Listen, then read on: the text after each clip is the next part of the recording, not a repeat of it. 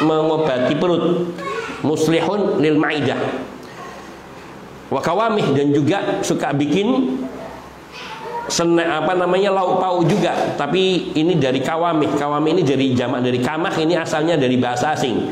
Dan di kamus-kamus seperti kamus lisan, juga kamus namanya kamus itu namanya al-kamus, dan juga al-lisan serta yang lainnya tidak menyebutkan selain ini, bahwa kawamih ini sejenis lauk pauk yang ada pada masa itu.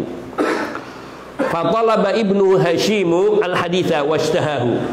Si anaknya Bashir ini namanya Hashim, ia mencari hadis, artinya mempelajari hadis. Washtahahu, dan dia merasa haus dengan hadis, antusias dengan hadis. Wa kana abu yamna'u, ayahnya saat itu masih melarangnya, tapi dia tetap belajar. Artinya dia tetap belajar. Fakatabal hadis, beliau banyak menulis hadis, artinya meriwayatkan hadis, ditulisnya. Hatta jasa Abu Syaibah al-Qadi rahimahullah, sampai dia bermajlis secara individu, secara privasi dengan Abu Syaibah.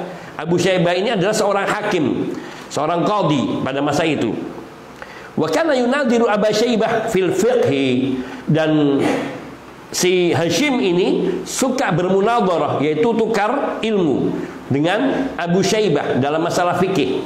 Ini anak muda yang bersemangat, dan Abu Syaibah al-Qadi ini punya majlis, dan di situ artinya beliau sering bertanya tentang fikih, tentang ini. Famaridu Hashim, suatu hari Hashim sakit, artinya dia nggak datang. Maka si Abu Syaibah al-Qadi ini bertanya kepada jamaah. Faqala Abu Syaibah, ma fa'ala dzalikal fata alladzi kana yaji'u ilaina. Bagaimana keadaan atau apa kabarnya anak muda yang biasa datang ke sini itu? Yakni yang suka datang kepada kita di majlis kita ini, artinya suka bertanya juga. Maka qalu, jamaah berkata, Adil, dia sakit ya wahai Abu Syaibah, dia sakit wahai qadi. Faqal, maka beliau berkata apa? Kumu bina hatta na'udah. Ayo kita pergi menjenguknya. Faqama ahlul majlis jami'an, maka semua yang ada di majlis itu pun ikut berdiri, dan ya'udunahu, sampai mereka mengunjunginya, menjenguknya, hatta ja'u ila manzili Bashir, sampai mereka tiba di rumahnya Bashir, yaitu bapaknya. Fadakhalu ila Hashim, kemudian mereka masuk untuk menemui Hashim, artinya minta izin untuk menemui Hashim. Faja'a rajulun ila Bashir wa yaduhu fi sahna. Kemudian ada seorang dari rombongan itu yang menemui Bashir, yang saat itu sedang bikin sahna. Fi yadihi atau yadu fi sahna, tangannya ada di ikan makanan itu, jadi masih bikin dia. Faqala ilhaq ibnak, coba panggil atau susul anakmu. Qad ja'al qadi ilaihi ya'udu, ini hakim qadi datang mau menjenguknya. Ini tukang bikin ikan, ini tukang bikin lauk, artinya pekerjaan orang nelayan atau pekerjaan orang kecil gitu. Tidak nyangka kalau bakal didatangi oleh seorang hakim, orang hakim Mahkamah Agung. Faja'a Bashir wal qadi fi darihi, maka Bashir dan juga al-qadi yakni mendatangi rumahnya artinya mendekat kamarnya. Falamma kharaja, maka ketika si Hashim itu keluar dari kamarnya, qala libni, berkata Bashir ayahnya kepada anaknya, ya bunayya qad kuntu amna'uka min talabil hadis fa ammal yaum fala. Wahai anakku, aku dulu melarangmu, artinya melarang keras untuk mempelajari hadis, untuk menulis hadis, mengambil hadis. Karena bagi seorang tua yang tukang bikin lauk pauk sohna dari ikan-ikan teri ini, ikan kecil semacam ini, tidak terbayang apa fungsi daripada hadis. Apa fungsi daripada mempelajari hadis ini? Inilah yang terjadi pada kebanyakan orang awam.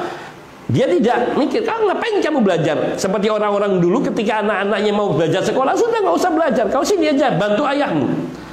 Nanti kalau sudah belajar, apa jadinya? Nggak terbayangkan oleh mereka. anak-anak nelayan atau anak-anak tukang petani atau sejenisnya, kadang-kadang ada di desa-desa yang mereka tidak terfikir bahwa melajari ilmu itu sesuatu yang bermanfaat. Dan ini juga pada diri Bashir, yaitu bapak dari Hashim.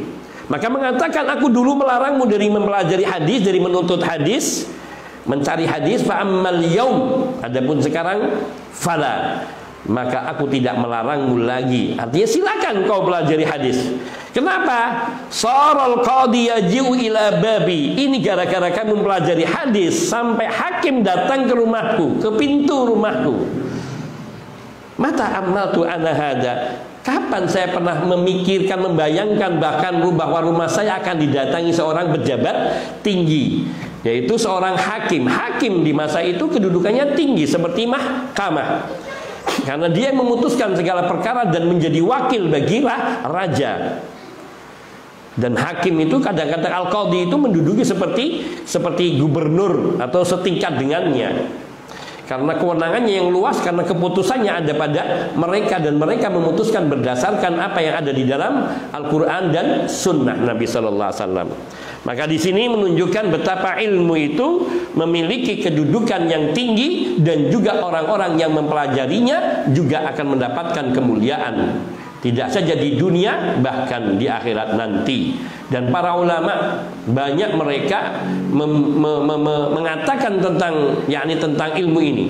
Seperti bahkan Imam Syafi'i rahimahullah ta'ala banyak di diwannya, yakni menunjukkan keutamaan dan kemuliaan ilmu dan orang-orang yang menuntut ilmu. Sehingga seorang anak muda yang berilmu tinggi, dia akan didudukan di kedudukan yang mulia di hadapan orang-orang yang lebih tua.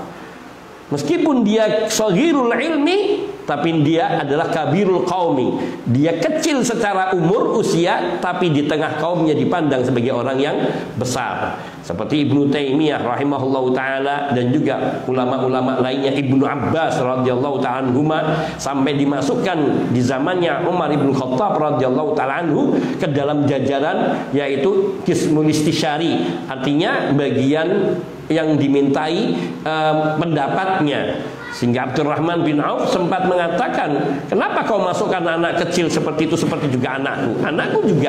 Aku juga punya anak seperti itu. Tapi apa kata Umar bin Khattab? Kamu akan tahu nanti suatu saat kenapa aku menjadikan Abdullah bin Abbas ini ke dalam tim Dewan Penasehat Kekhalifahan. Maka sampai suatu saat dikumpulkan oleh Umar bin Khattab radhiyallahu ta'ala anhu. Kemudian Umar bin Khattab radhiyallahu ta'ala anhu berkata kepada saat itu, wahai hadirin sekalian, saya ingin tahu apa yang kalian fahami dari surat An-Nasr, idza jaa nasrullah. Ditanya orang-orang yang senior dulu dari kalangan para sahabat, semisal Abdurrahman bin Auf yang termasuk as-sabiqunal awwalun. Mereka mengatakan ini adalah pemberitaan dari Allah tentang kemenangan kaum muslimin dan kemenangan Islam. Karena di dalam ayat itu dengan tegas dikatakan, saya idza jaa nasrullah wa ra'aitan nasa yadkhuluna fi dinillahi afwaja. Apabila datang pertolongan Allah dan engkau melihat manusia mereka berbondong-bondong masuk ke dalam agama Allah. Menunjukkan bahwa ayat ini adalah berbicara tentang kemenangan dan pertolongan Allah dan kemenangan bagi kaum muslimin, dan masuknya manusia ke dalam agama Islam, sehingga Allah memerintahkan kemudian untuk bertasbih dan beristighfar. Semua menjawab senada dengan seperti itu. Kemudian beliau menunjuk kepada Ibnu Abbas radhiyallahu ta'ala, wahai Abdullah, apa yang kau fahami dari surat ini? Kata beliau apa? Ini surat turun menandakan akhir hayat Nabi sudah dekat, ajal Nabi sudah dekat. Maka Umar bin Khattab mengatakan, demikian pula aku memahaminya. Di sini ketajaman dari Abdullah ibnu Mas'ud radhiyallahu taala, Abdullah ibnu Abbas radhiyallahu taala anhuma, sebagaimana yang dipahami oleh Umar ibn Khattab yang juga memiliki pandangan yang tajam terhadap ayat-ayat suci Al-Quran. Karena ketika kemenangan Islam itu telah diperoleh, dan kesempurnaan agama ini telah tercapai, berarti tugas kerasulan Nabi Shallallahu Alaihi Wasallam telah selesai. Dan bila beliau telah selesai menunaikan tugasnya karena beliau adalah utusan Allah, maka Allah akan mengambil kembali. Maka maknanya beliau akan meninggal dunia. Di sini menunjukkan bahwa seseorang yang memiliki ilmu, dia memiliki kedudukan yang tinggi di kaumnya. Dan di samping apa yang sudah disampaikan sebelumnya, hada wa naktafi bihadza wa sallallahu wasallam ala nabiyina Muhammadin wa alihi wa sahbihi ajmain walhamdulillahi rabbil alamin. Subhanakallahumma bihamdika asyhadu an la ilaha illa anta astaghfiruka wa atubu ilaik. Assalamualaikum warahmatullahi wabarakatuh.